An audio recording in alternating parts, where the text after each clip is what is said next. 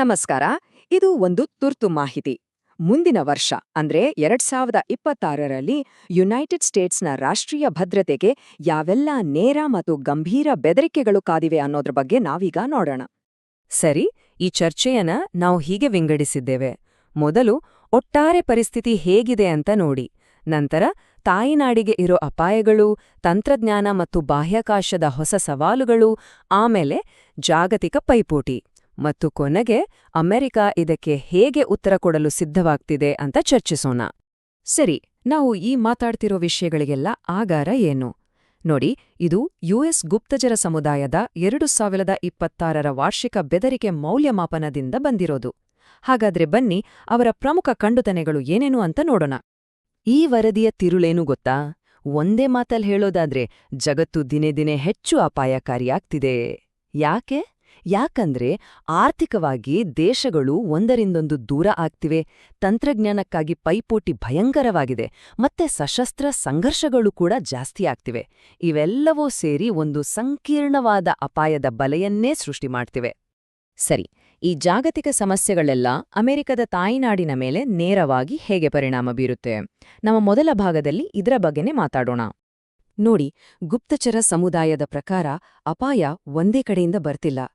ಗಡಿದಾಟಿ ಬರುವ ಅಪರಾಧ ಜಾಲಗಳು, ಅಕ್ರಮ ಡ್ರಗ್ಸ್, ದೊಡ್ಡ ದೇಶಗಳ ನಡುವಿನ ಪೈಪೋಟಿ, ಅಷ್ಟೇ ಅಲ್ಲ, ಸಾಮೂಹಿಕ ವಿನಾಶದ ಅಸ್ತ್ರಗಳು ಹರಡೋದು, ಹೀಗೆ ಹಲವು ಬಗೆಯ ಸವಾಲುಗಳನ್ನ ದೇಶ ಎದುರಿಸಬೇಕಾಗಿದೆ. ಅದಕ್ಕೆ ನೋಡಿ, 2026ರ ರಾಷ್ಟ್ರೀಯ ರಕ್ಷಣಾ ಕಾರ್ಯತಂತ್ರದಲ್ಲಿ ಒಂದು ಮಾತನ್ನ ಸ್ಪಷ್ಟವಾಗಿ ಹೇಳಿದ್ದಾರೆ: ಗಡಿ ಭದ್ರತೆಯೇ ರಾಷ್ಟ್ರೀಯ ಭದ್ರತೆಯೇ ಅಂತ.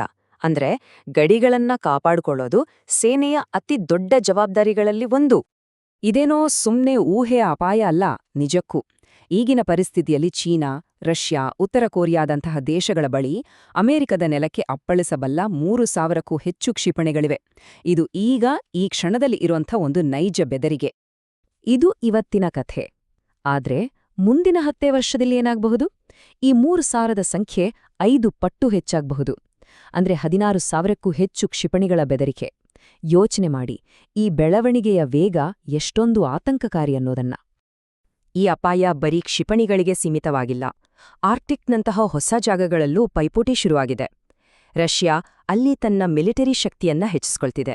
ಇನ್ನೊಂದು ಕಡೆ ಚೀನಾ ಪೋಲಾರ್ ಸಿಲ್ಕ್ ರೋಡ್ ಅನ್ನೋ ಹೆಸರಲ್ಲಿ, ಅಂದ್ರೆ ಹೊಸ ವ್ಯಾಪಾರ ಮಾರ್ಗಗಳನ್ನ ತೆರೆದು ತನ್ನ ಪ್ರಭಾವವನ್ನ ವಿಸ್ತರಿಸೋಕ್ ನೋಡ್ತಿದೆ. ನೋಡಿ, ಯುದ್ಧದ ಸ್ವರೂಪವೇ ಈಗ ಸಂಪೂರ್ಣವಾಗಿ ಬದಲಾಗ್ತಿದೆ. ಇನ್ನು ಮುಂದೆ ಯಾರು ತಂತ್ರಜ್ಞಾನದಲ್ಲಿ ಮತ್ತು ಬಾಹ್ಯಾಕಾಶದಲ್ಲಿ ಮುಂಚೂಣಿಯಲ್ಲಿರ್ತಾರೋ ಅವರೇ ಜಾಗತಿಕವಾಗಿ ಶಕ್ತಿಶಾಲಿಗಳು. ತಾಂತ್ರಿಕವಾಗಿ ಒಂದು ಅತಿ ದೊಡ್ಡ ಅಪಾಯ ನಮ್ಮ ಕಣ್ಮುಂದೆ ಇದೆ. ಅದನ್ನ ಕ್ರಿಪ್ಟೋಗ್ರಾಫಿಕಲಿ ರೆಲೆವೆಂಟ್ ಕ್ವಾಂಟಮ್ ಕಂಪ್ಯೂಟರ್ ಅಥವಾ CRQC ಅಂತ ಕರೀತಾರೆ. ಅಬ್ಬಾ, ಹೆಸರು ಕಷ್ಟ ಇದೆ ಅಲ್ವಾ? ಸರಳವಾಗಿ ಹೇಳ್ಬೇಕಂದ್ರೆ ಇದು ಎಂಥ ಶಕ್ತಿಶಾಲಿ ಕಂಪ್ಯೂಟರ್ ಅಂದ್ರೆ ಇವತ್ತು ನಾವು ಬಳಸೋ ಎಲ್ಲ ಪಾಸ್ವರ್ಡ್, ಎನ್ಕ್ರಿಪ್ಷನ್ಗಳನ್ನ ಒಂದೇ ಕ್ಷಣದಲ್ಲಿ ಮುರಿದುಹಾಕಬಲ್ಲದು. ಅಂದ್ರೆ ನಮ್ಮ ಇವತ್ತಿನ ಸೈಬರ್ ಸೆಕ್ಯೂರಿಟಿ ಅನ್ನೋದೇ ಇಲ್ದ್ಹಾಗೆ ಆಗ್ಬಿಡುತ್ತೆ. ಒಂದು ಕ್ಷಣ ಯೋಚಿಸಿ, ನಮ್ಮ ಬ್ಯಾಂಕ್ ಅಕೌಂಟ್, ನಮ್ಮ ಆರೋಗ್ಯದ ಖಾಸಗಿ ಮಾಹಿತಿ, ಸರ್ಕಾರದ ಅತ್ಯಂತ ರಹಸ್ಯ ದಾಖಲೆಗಳು, ಮಿಲಿಟರಿ ಸಂವಹನಗಳು, ಅಷ್ಟೇ ಯಾಕೆ ನಮ್ಮ ಇಡೀ ಸಮಾಜ ನಿಂತಿರೋ ಡಿಜಿಟಲ್ ಅಡಿಪಾಯವೇ ಕುಸಿದು ಬೀಳಬಹುದು. ಅಷ್ಟು ದೊಡ್ಡ ಅಪಾಯ ಇದು. ಇನ್ನು AI ಅಂದರೆ ಆರ್ಟಿಫಿಷಿಯಲ್ ಇಂಟೆಲಿಜೆನ್ಸ್ ವಿಷಯಕ್ಕೆ ಬಂದ್ರೆ ಇಲ್ಲಿ ಸ್ಪರ್ಧೆ ಈಗಾಗಲೇ ಶುರುವಾಗಿದೆ. ಚೀನಾ 2030ರ ಒಳಗಾಗಿ ಅಮೆರಿಕವನ್ನ ಹಿಂದಿಕ್ಕಿ ಜಗತ್ತಿನ ನಂಬರ್ 1 AI ಶಕ್ತಿಯಾಗಬೇಕು ಅಂತ ಗುರಿ ಇಟ್ಕೊಂಡಿದೆ. ಇದಕ್ಕಾಗಿ ತನ್ನಲ್ಲಿರುವ ಪ್ರತಿಭೆ ಮತ್ತು ಸರ್ಕಾರದ ಹಣವನ್ನ ನೀರಿನಂತೆ ಖರ್ಚು ಮಾಡ್ತಿದೆ. ಬಾಹ್ಯಾಕಾಶದ ಕಥೆಯೂ ಇದಕ್ಕಿಂತ ಭಿನ್ನವಾಗಿಲ್ಲ. ಒಂದ ಕಾಲದಲ್ಲಿ ರಷ್ಯಾ ಪ್ರಮುಖ ಸ್ಪರ್ಧಿಯಾಗಿತ್ತು. ಆದ್ರೆ ಈಗ ಆ ಜಾಗಕ್ಕೆ ಚೀನಾ ಬಂದಿದೆ. ಅವರು ರಷ್ಯಾವನ್ನ ಹಿಂದಿಕ್ಕಿ ಅಮೆರಿಕದ ಪ್ರಮುಖ ಪ್ರತಿಸ್ಪರ್ಧಿಯಾಗಿದ್ದಾರೆ. ಜಾಗತಿಕವಾಗಿ ತಮ್ಮ ಶಕ್ತಿ ಪ್ರದರ್ಶನ ಮಾಡೋಕಂತಾನೆ ಹೊಸ ಹೊಸ ಉಪಗ್ರಹಗಳನ್ನ ವೇಗವಾಗಿ ಉಡಾಯಿಸ್ತಿದ್ದಾರೆ. ಇದು ಬರೀ ಸ್ಪರ್ಧೆಯಲ್ಲ, ಬದಲಿಗೆ ತುಂಬಾನೇ ಅಪಾಯಕಾರಿ ಬೆಳವಣಿಗೆ. ಉದಾಹರಣೆಗೆ, ರಷ್ಯಾ ಈಗ ಒಂದು ಹೊಸ ಉಪಗ್ರಹವನ್ನ ತಯಾರಿಸ್ತಿದೆ. ಅದರ ವಿಶೇಷತೆ ಏನು ಗೊತ್ತಾ? ಅದು ಬಾಹ್ಯಾಕಾಶದಲ್ಲಿ ಪರಮಾಣು ಅಸ್ತ್ರವನ್ನ ಹೊತ್ತೊಯ್ಯಬಲ್ಲದು. ಇದು ಕೇವಲ ಒಂದು ದೇಶಕ್ಕೆ ಅಲ್ಲ, ಜಗತ್ತಿನ ಎಲ್ಲ ದೇಶಗಳ ಉಪಗ್ರಹಗಳಿಗೂ ನೇರವಾದ ಬೆದರಿಕೆ. ಸರಿ, ಈ ತಂತ್ರಜ್ಞಾನ ಮತ್ತು ಬಾಹ್ಯಾಕಾಶದಂತಹ ಹೊಸ ಯುದ್ಧಭೂಮಿಗಳನ್ನ ಬಳಸ್ಕೊಂಡು ಅಂತಾರಾಷ್ಟ್ರೀಯ ವ್ಯವಸ್ಥೆಗೆ ಸವಾಲು ಹಾಕ್ತಿರೋ ಪ್ರಮುಖ ದೇಶಗಳು ಯಾವುವು ಅದರ ಬಗ್ಗೆ ಈಗ ನೋಡೋಣ.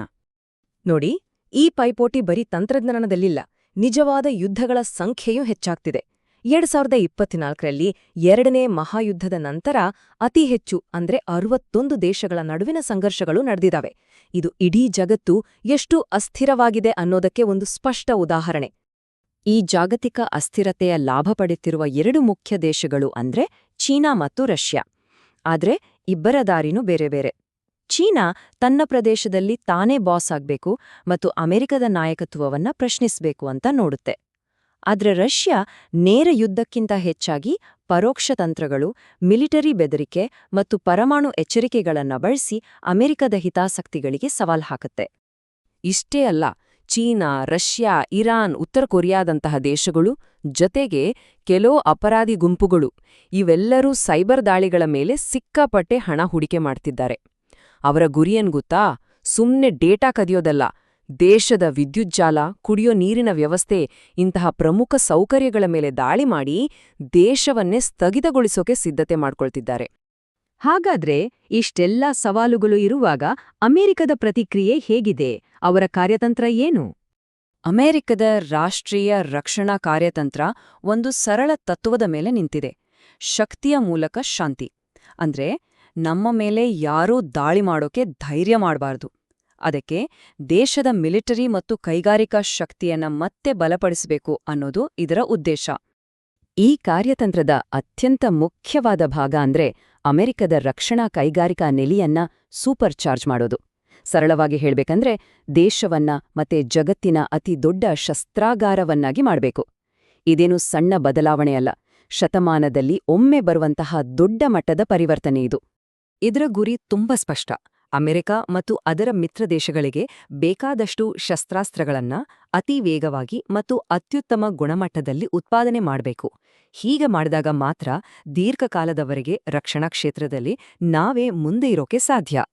ಆದ್ರೆ ಕೊನೆಗೆ ಉಳಿಯೋದು ಒಂದೇ ಪ್ರಶ್ನೆ. ಒಂದು ಕಡೆ ಬೆದರಿಕೆಗಳು ಪ್ರತಿಯೊಂದು ಕ್ಷೇತ್ರದಲ್ಲೂ ವೇಗವಾಗಿ ಹೆಚ್ಚುತ್ತಿವೆ. ಇನ್ನೊಂದು ಕಡೆ ಅಮೆರಿಕ ತನ್ನ ಕೈಗಾರಿಕಾ ಶಕ್ತಿಯನ್ನು ಪುನರ್ನಿರ್ಮಿಸಲು ಹೊರಟಿದೆ. ಈ ವೇಗದ ಪೈಪೋಟಿಯಲ್ಲಿ ಸಮಯಕ್ಕೆ ಸರಿಯಾಗಿ ಸಿದ್ಧವಾಗಲು ಅಮೆರಿಕಕ್ಕೆ ಸಾಧ್ಯವಾಗುತ್ತಾ? ಇದುವೇ ಇವತ್ತಿನ ನೀತಿ ನಿರೂಪಕರ ಮುಂದಿರುವ ಅತಿದೊಡ್ಡ ಸವಾಲು.